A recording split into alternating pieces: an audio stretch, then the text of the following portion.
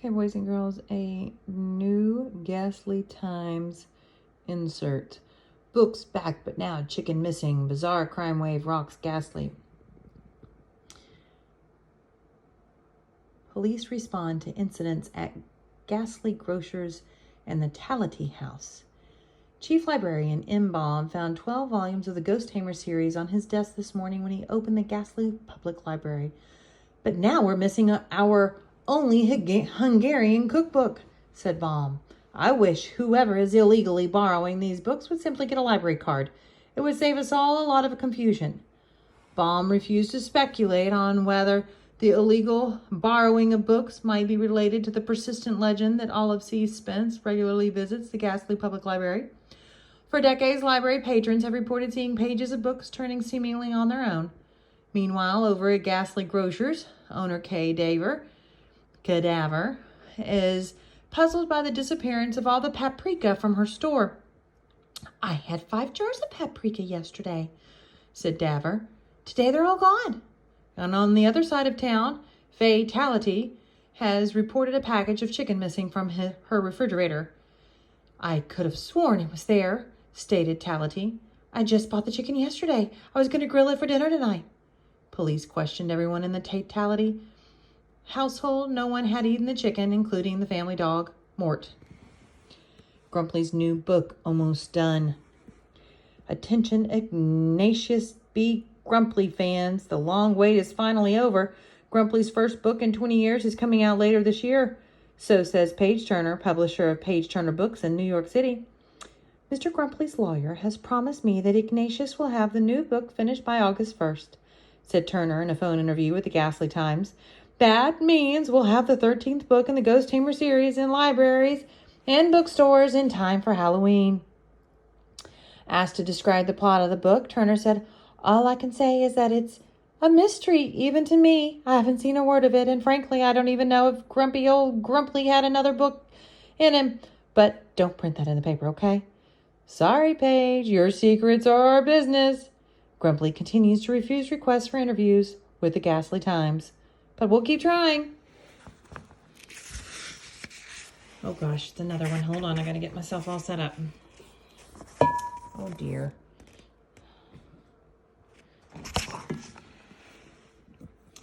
Bad luck follows hopes on lecture tour. According to real estate agent Anita Sale, Les and Diane Hope are having bad luck on their lecture tour of Europe.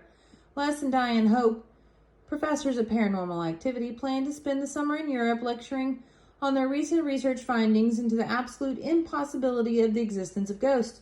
But the Hope's lecture tour has been frustrated by a series of flukes, including power outages in lecture halls, flat tires on rental cars, and food poisoning. The Hopes have been forced to cancel all of their lectures and refund their speaking fees, said Sale, who spoke yesterday by phone with Professor Diane Hope. Les is suffering from acute laryngitis. Because of this setback, continued Sale, the Hopes have agreed to reduce the price of their home at 43 Old Cemetery Road. They are very eager sellers, which is good news for anyone in the market for a house with a, storied history. So now Seymour's doing yard work. See that? I'm trying to raise a lot of money. And then house for sale, Spence Manor, reduced to $275. Contact Anita Sale. Don't let an urban legend scare you away from your dream house. Ghastly Pete store, home of Mr. Poe, the 197-year-old giant tortoise. Ghastly Grocers, frighteningly good food, shockingly good pricers. Cadavers, owner. Professor Les and Diane Hope are reducing the asking price of Spence Mansion. Okay, Gads. I'm losing my mind. Let me try to explain. 2 nights ago, Seymour, my housemaid, slipped a letter under my door inviting me to dinner. The letter was allegedly written by Olive, the ghost this kid has dreamed up to try to scare me and everyone away from this house. Well, I didn't make much of the invitation until last night at 6 o'clock when the most enticing smells began filling the house. My curiosity got the better of me, so I hobbled downstairs on my crutches to the dining room where I found a tantalizing dinner awaiting.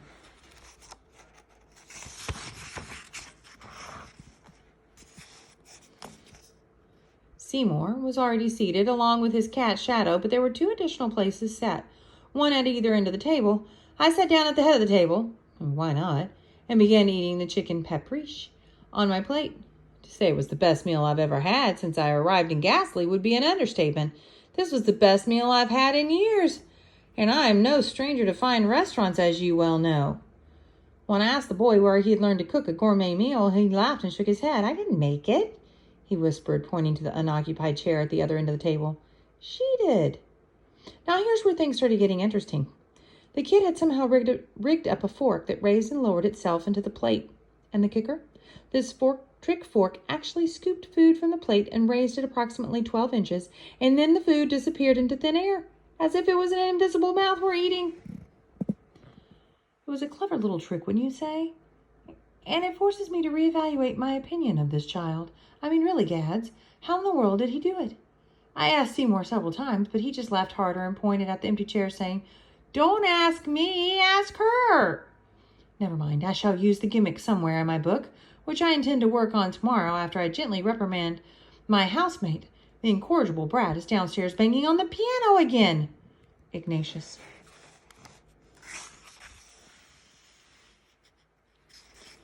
Seymour, the sound of you banging on the piano keys prevented me from working on my book last night. It was most distracting to have that kind of Seymour has informed you that he doesn't know how to play the piano.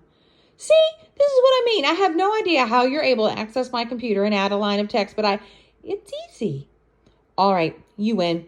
Tell me what it will take for you to leave me alone. I want to chat with you about our book. Our book?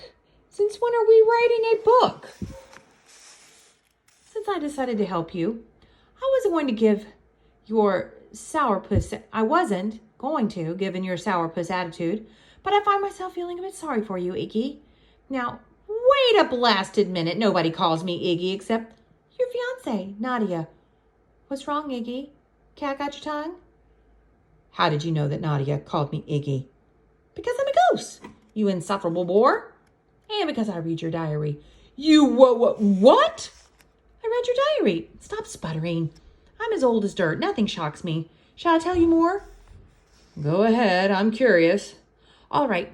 I know that you're afraid of heights. I know that you hate green peppers and liver. I know that your favorite piece of music is Beethoven's Seventh Symphony. I know that you've been in love only once with Nadia, and then she broke your heart when she refused to marry you.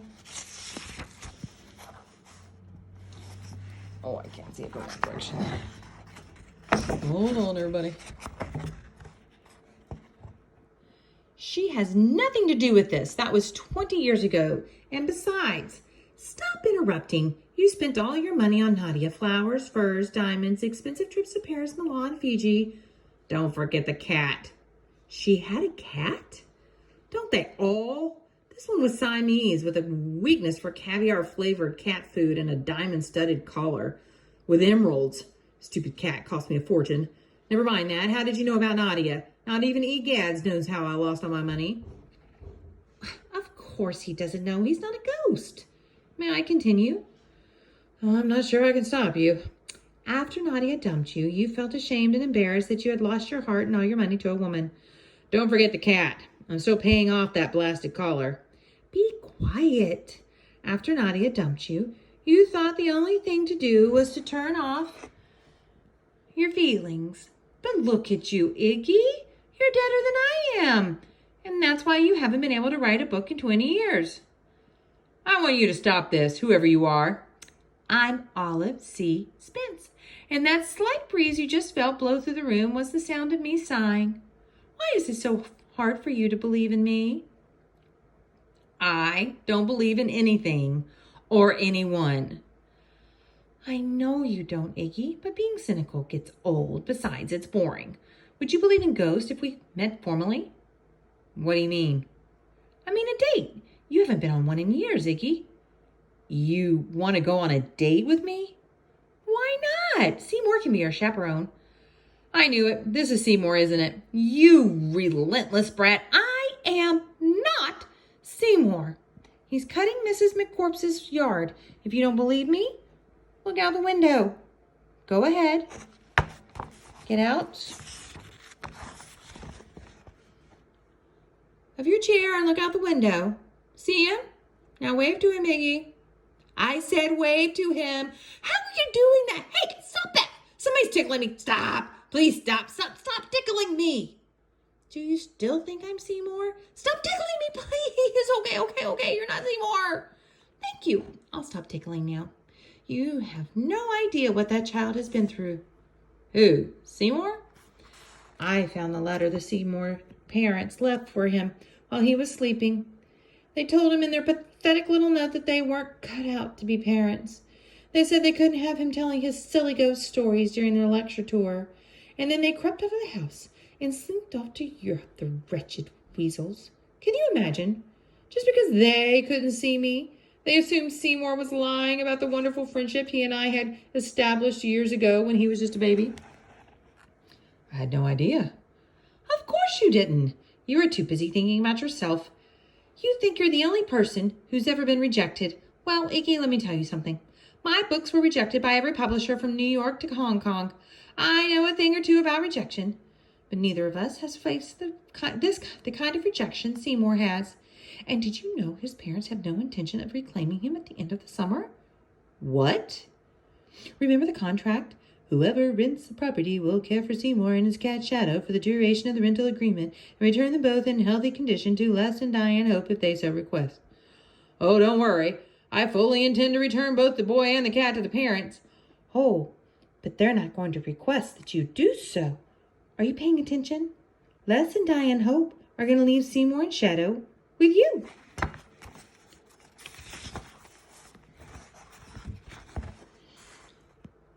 For how long? Who knows? As long as they can get away with it, I suppose. I heard them discussing their plan before they left. They said Seymour would be an embarrassment to them and their years of academic research. Just imagine it, will you?